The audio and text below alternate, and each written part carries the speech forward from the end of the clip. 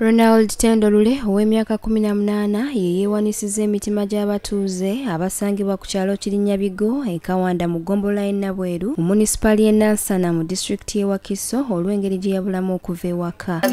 Abatuuze n'abakwatibwako ku mwana ono bagamba nti ono mu kuva ewaka talina kintu kyonna kye yatwala wabula yagenda ng'agenda okudda kyokka n'atakomawo. Tubuliddwako omwana waffe Tendo abadde mwana mulungi, omwana yagala Katonda era nga mukubi wa nnanga, tukubira ennanga wano ku kyaki wetusabira wano Ekirinyabigo wetu. Ennaku nnyingi okubulwa ku Tendo era Mukama atuyambe waali wonna Mukama amukomyewo. Okuva Tendo bwe yabula kati wayiseewo ebbanga lya ssabbiiti 2 nga talabika era baagenda ne ku poliisi okuggulawo omusango wabula poliisi n'ebasuubiza okumubanoonyezaako. Tusaba gavumenti n'abantu bonna batuyambe batukwatireko tufune omwana oyo.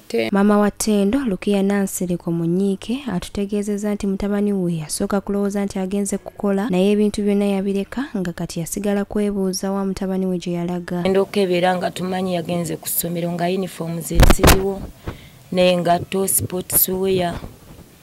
Ngenda okukebera n'engoye zaatera okutwala safaari mu luwummula ng'essuuka weeziri baaga weeri gy'atwala ne bbuutusi weeziri. Ono agambye nti atambudde ebifo eby'enjawulo okuli ne mu malwaliro ng'anoonya mutabani we naye tewali kyalaba. Malwaliro ninako be nnatumyeyo kati waliwo abaŋŋambye tukobereko ne mu mmokyali waliwo abaagenzeeyo tebannaba kunkubira nabawadde ekifaananyi. Agamba mutabani we yali musirise nnyo nga tayomba na muntu yenna era bonna beebuuza ekyamujja ewaka n'agenda. Alina buzibu bwonna.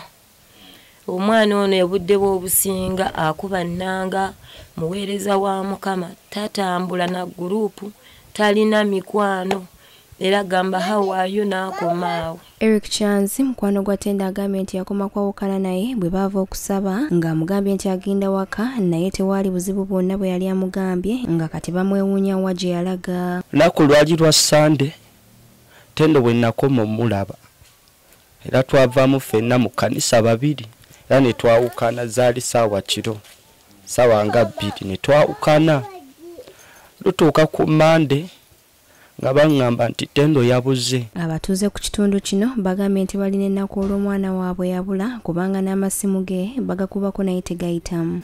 Tulina ennaku nnyingi okubulwa ku Tendo era Mukama atuyambe waali wonna Mukama amukomyewo kubanga ennaku gye tulina y'amaanyi tukaaba ffenna. Essimu ye bazikuba teziriiko at first yaliko naye n'atagikwata olwaddako neviirako ddala. Bano bwe batyo basabye poliisi ekola okunoonyereza okulaba ng'ezuula omwana ono. Gavumenti n'abantu bonna batuyambe batukwatireko tufune omwana oyo Tendo.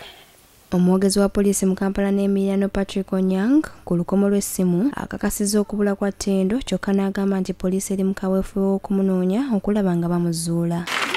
Ajay Samuel yakukuŋŋaanyiriza emboozi eno ku lwagugudde TV agaguddewo.